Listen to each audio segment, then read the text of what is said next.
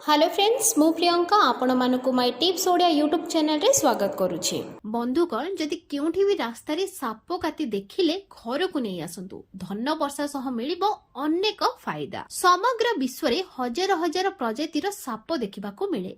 अधिकांश साप रंगीन एवं भिन्न ढांचारे मध्य थाए।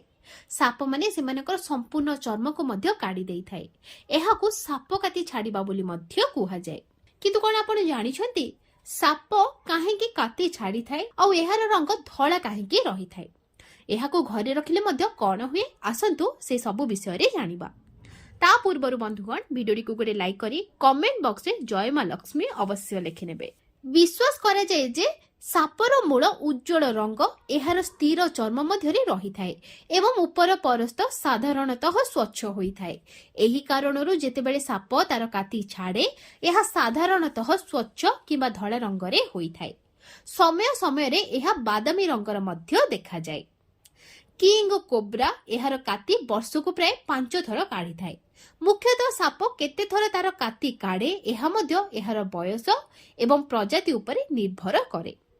छोट साप माने प्रति 2 सप्ताह रे सेमानकर काती काढ़ंती, जेतेबेले वयस्क साप माने वर्षकु मात्र 2 थर ताहा करि पारंती। साप माने काहेकि सेमानकर चर्म काती काढ़ंती ताहा मध्य एक प्रश्न, कारण एहा सेमानक सहित बढ़े नाही। साप माने मुख्यतः जंगल रे एही काम करंती, किंतु जदि केही एहाकू पूरा देखंती तेबे सेमाने भाग्यवान बोली धरा जाय। एक साप एहार काती छाड़ीबार अन्य एक कारण हेउछि परजीवी किंबा पोकरु मुक्ति पाइबा।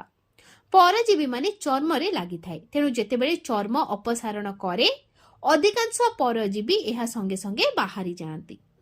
जंगल रे साप माने निज शरीर को पत्थर गछर किंबा एक उद्भिदर उपरे घसंती। एहा शरीर को धीरे धीरे बाहरी बारी साहाय्य करि थाए। एही काती अपसारण करिबा एक जंत्रणदायक प्रक्रिया।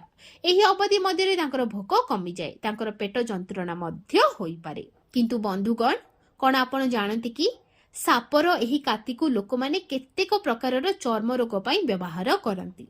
केतेक विशेष जनजाति एहाकू चर्म रोग रे बहुल भावरे व्यवहार करंती।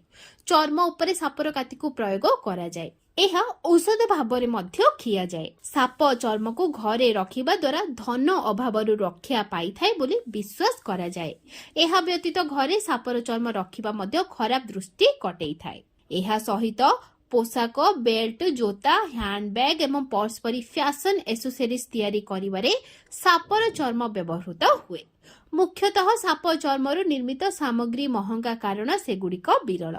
एहीपरि बहुत महंगा एवं स्टाइलिश टोपी मध्य साप चर्मरु तैयारी। तो बंधुगण जदि आपण केउठी भी सापर काती देखुछथि ताहाले ताहाकू तुरंत निज घर को आनी नियंतु। एहा द्वारा आपनको धनर लाभ होई थाए।